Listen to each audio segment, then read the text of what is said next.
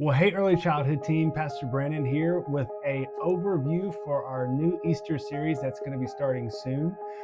So you know the deal. I'm going to take you through this series and give you an idea of what we're teaching, what we're going to be talking about, the specific lessons. So all of this is to give you the information and kind of give you some ideas and things as you think through this, because we want you to bring the lessons to life. And as you remember, we're turning the page this year. That's our theme and idea for what God's been doing and what He's been shifting. And so just think that through when you're preparing and looking through these lessons. So remember, as always, what we're going to do is you're going to have access to get the outline that has all the lesson, like by week and the date. Tells you the information on there, like what the focus is, what the response paper is. And then you also have the paper that has the main point in the Bible verse, the motions for those, and it breaks it down into our kids that are 2 and under, and then also for the 3, 4, and 5. So you'll have that as well. The other thing that you want to remember that you will have are the links for the worship videos that we're using inside of the classroom, and each of the lessons with the outline specifically for each week. Those are also going to be either a link or will be attached in the email that you get this video. So let's jump into this. Starting on March 9th, we will start our Easter story series. If you've been around our early childhood for the last couple of years, you're familiar with this. We teach this every single year and teach these 8 lessons when it comes to the Easter story. And so remember that. And what I want to do is kind of go through the lessons, but let's do the main point in the Bible verse first so you can see the motions for that. And again, some of you have done this before, so this is repeated, but we have new team members, and we're so glad you're a part of the team now that haven't done this before. So let's do that. The main point for the 3, 4, and 5-year-olds is Jesus gave His life for me so that I could be set free. Now, remember, the motions with that go like this, and this should be on the wall in the classroom that you're in, so you can always remember. Remember, you can always remind yourself. There's a little laugh for you for today. You can remind yourself what they are, but you're getting this ahead of time. So before we ever go into this series, you're going to have this, so you can start to memorize it. And let me give you a tip here. The more comfortable you are with this, to have fun.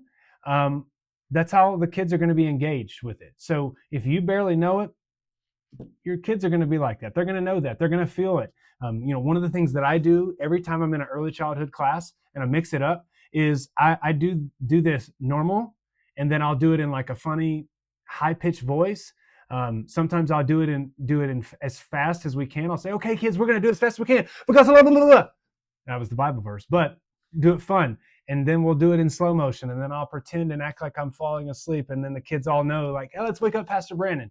Hey, this is just a fun way to bring the main point in the Bible verse. The other thing you can do is we have puppets available at our campuses.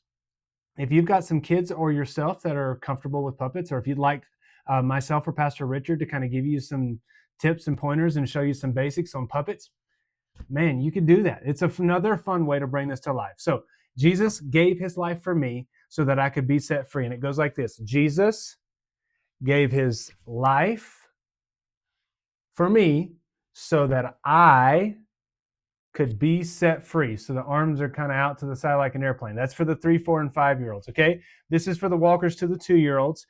Jesus gave His life for me. So Jesus gave His life for me. So we do those 2 versions because we want to be age appropriate for the kids that they're there. So let's go to the Bible verse.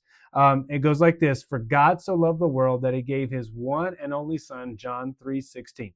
So the motions for the 3, 4, and 5s go like this. For God so loved the world that He gave His one, use your right hand, His one, and do like a baby, His one and only Son. And you can do like this to represent the Bible for John 3:16.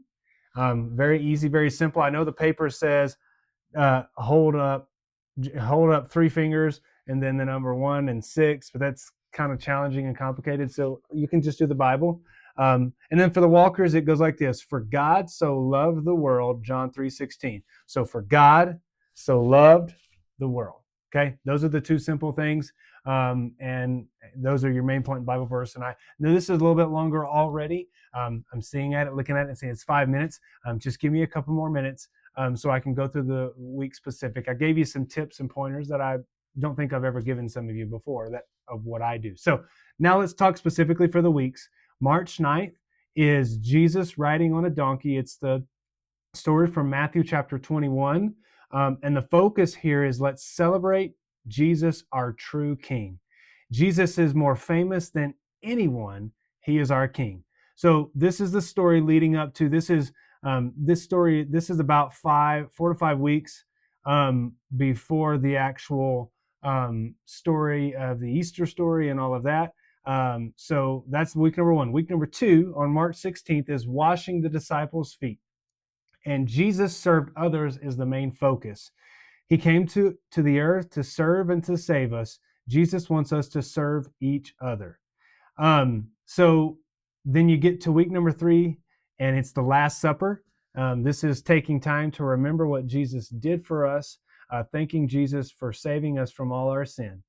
And then for week number 4, it's going to be in the garden on the cross. Sin separated us from God. Jesus is our way back to God. Okay, and then week number 5, which is going to be the story of the empty tomb. He is risen. He is risen. Now I know that this is the timeline on this is we're teaching some of these before actual Easter Sunday. So on Easter Sunday, we're actually not going to be specifically teaching the He is risen story. I'll talk to Easter in just a second, but I just want to let you know. So you're like, man, Pastor Brandon, we're teaching this before. We're just flowing through this. This is how we're flowing through it this year. So I just wanted to address that. So week number 5, empty tomb. He is risen. Jesus did not stay in the grave. He did not stay dead. But 3 days later, he came back to life. Then week number 6, which is Palm Sunday, we'll be teaching Jesus returns. Jesus came back to life. He rose from the dead. He is real. And then week number 7, which is Easter Sunday, Jesus goes up to heaven. Before Jesus returns to heaven, he tells us that we need to tell others about him. So here's what I would do for Easter. You can go back and reflect the story, especially if we have kids who are coming on Easter Sunday and they haven't come the other previous weeks. There's no problem going back and teaching this in sequential, meaning you can go through these 3 stories, because if you're using the beginner's Bible, you know that the stories are short. So take some time and go through the 2 previous weeks' stories and still teach this lesson. So you can still be on Easter teaching the lesson that Jesus rose from the grave and then he returned. Perfectly fine. Then week number 8, the last one, is the Holy Spirit comes, and that's from Acts 2. Jesus is coming back and we need to be ready. So that's the overview. This is the Easter story. And it's 8 weeks long, so that's why this video is a little bit longer, because you got a little bit more information in weeks for me to cover. So thank you for taking the time to watch this video. Please reach out to myself or Pastor Richard if you have questions. And here's my challenge.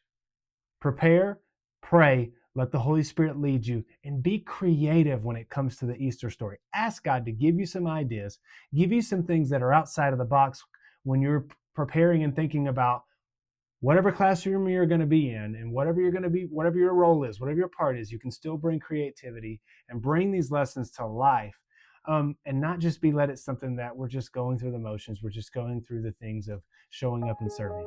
We make ministry happen. So thank you for that. And I pray that this Easter story is a little bit different. Let's turn the page this year. Y'all have a great week.